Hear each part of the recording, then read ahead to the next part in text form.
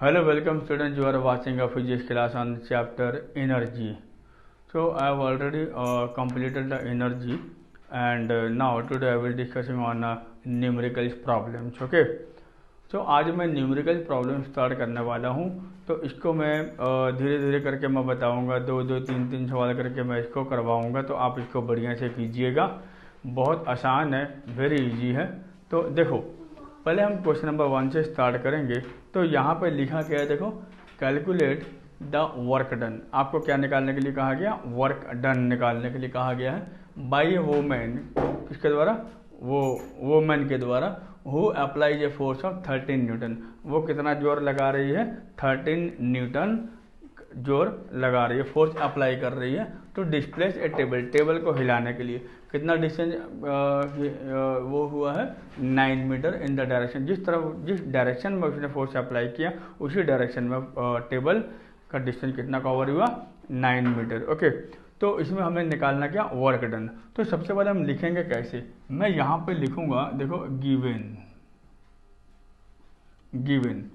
तो मुझे क्या निकालने के लिए कहा गया है? मैंने कहा वर्क क्या डन। ये हमें मालूम नहीं है। वर्क डन को हम लोग क्या लिखते हैं? W। ओके। तो फोर्स अप्लाई किया, तो ये हमारा क्या है? फोर्स।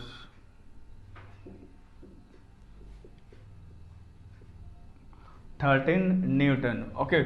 तो डिस्टेंस दे दिया है, यानी कि डिस्टेंस बोलो चाहे डिस्प्लेसमेंट बोलो, कोई प्रॉब्लम नहीं है। ओके।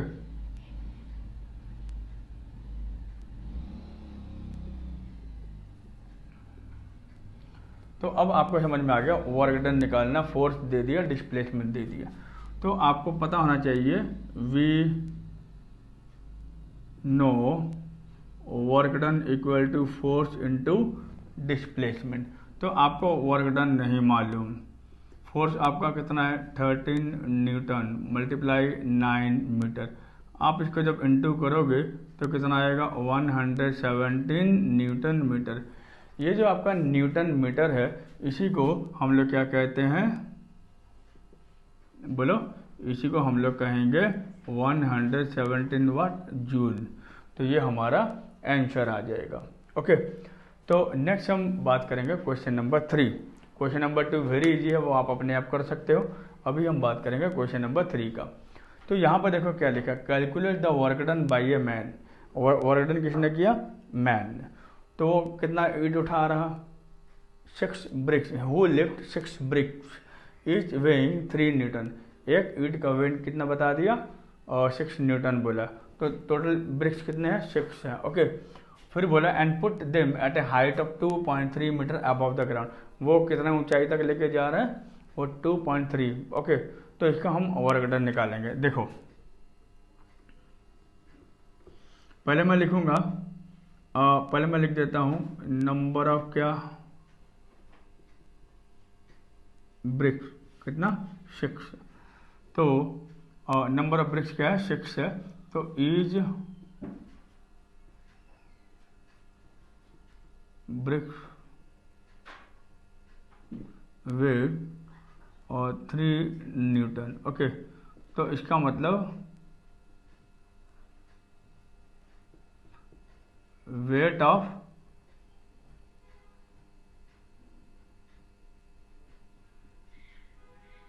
वेट ऑफ 6 ब्रिक्स कितना हो जाएगा? 18 न्यूटन। तो आपको क्या निकालना है? आपको बोला गया है कि वर्क डन निकालना आपको। ओके। तो याद रखोगे, ये जो वेट है ना, तो वेट को आप इसमें m और g ले लो, means mass into gravity. Okay. मैं ग्रेविटी क्यों ले रहा हूँ? देखो क्या लिखा, अबव द ग्राउंड, मतलब उतना उस ऊंचाई पर वो रखा है, इसलिए ये mg बन जाएगा। क्लियर हो गया? अब आ जाओ हाइट। तो हाइट जो है वो आपका क्या हो जाएगा? 2.3 क्या मीटर। ओके। अब आप देखो, we know W equal to mgh। आपको ये दिमाग में आना चाहिए कि work and energy are equivalent, ये आपको समझना है, work and energy are equivalent. तो अगर एनर्जी के साथ वो इक्विवेलेंट है तो आपको पता चल गया कि पोटेंशियल एनर्जी का फॉर्मूला क्या होता है, mgh। तो अगर वो इसी को अगर मैं वर्डन में चेंज कर दूँ तो क्या हो जाएगा, mgh आएगा। इसको मैं यहाँ साइड में थोड़ा मैं बताऊँगा कि ये फार्मूला कैसे बना।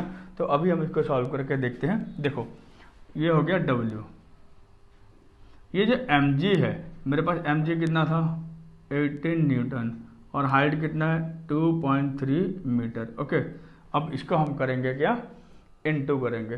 तो इनटू करके देखते हैं कितना आता है।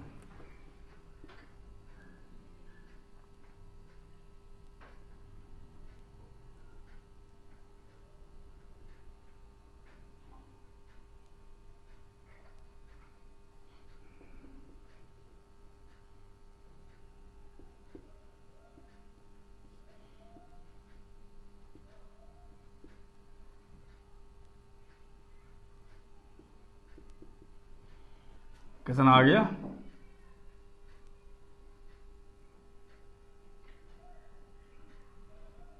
41.4 न्यूटन मीटर, यानी कि हमारा आंसर आ गया 41.4 जूल आ गया। ओके, अब मैं आपको समझाता हूँ कि ये आया कैसे। देखो एक चीज़ आपको समझना है, ये तो आपका आंसर आ गया, सॉल्व हो गया, कोई दिक्कत नहीं है। तो अब आप बोलोगे सर ये mgh आया कैसे।